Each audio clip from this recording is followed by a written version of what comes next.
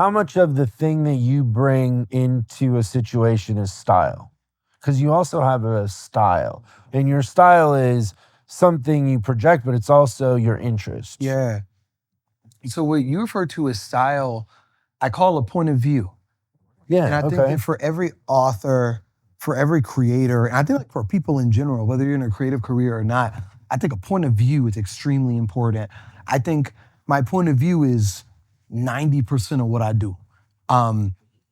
Because there's a lens through which I look at things, and it's through that lens that I'm able to identify details that make me feel something.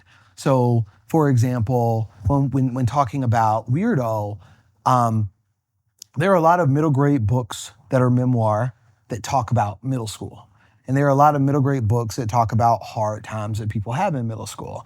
But my point of view when looking at that subject matter was that the victory is not in the sadness. I don't need you to tell me how to be sad.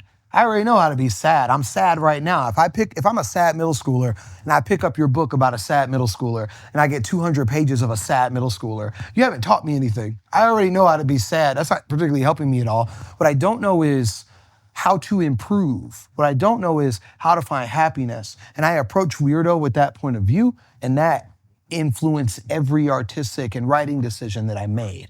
So I think 90% of what I do is rooted in my point of view. That's what allows me to look at the same set of tools or resources or materials that anybody else would have and come back with something that makes them go, oh, I did not know that those pieces could fit together like that. Yeah, but there's more. I don't know. To me, there's more, right? Because like you could do that in a different way than you did this. Yeah.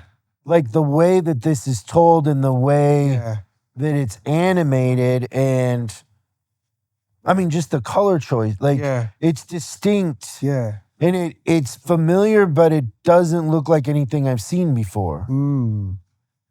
I guess that's kind of what I mean by style in a sense is, yeah, there's a perspective. Right. But there's also a communication that isn't something you put into words. 100%. Because it's as a whole, your experience, experience maybe is the word. Yeah. You're experiencing something that's a piece of art. Does that make sense? I get exactly what you mean. So I understand. So to me, one of my deepest fears is being misunderstood. And as a young person that wasn't always confident enough to use my words, like frankly, the way that I describe it, like I barely understand social norms now, but when I was younger, I didn't understand social norms at all. I would observe people and how they behaved in an attempt to like mimic what it meant to be human so that I could get someone to understand me. So when I'm writing, I think about my audience and my readers, and that style, that aesthetic, the way information is communicated is all me like yearning to be understood. So if you open Weirdo, on the first page of the book, I'm in my room playing video games. But on my shelf, there's like a Pokemon reference and a Dragon Ball Z reference. Then you get to the next page and there's a Super Smash Brothers reference. There's a Sailor Moon poster on the wall. There's a Naruto poster on the wall. To me, the reason that was there was because page one, I was like, there are more children's books about inanimate objects and animals than there are about black kids. There are gonna be a lot of people who have not had to pick up a book with a black character and relate to that character.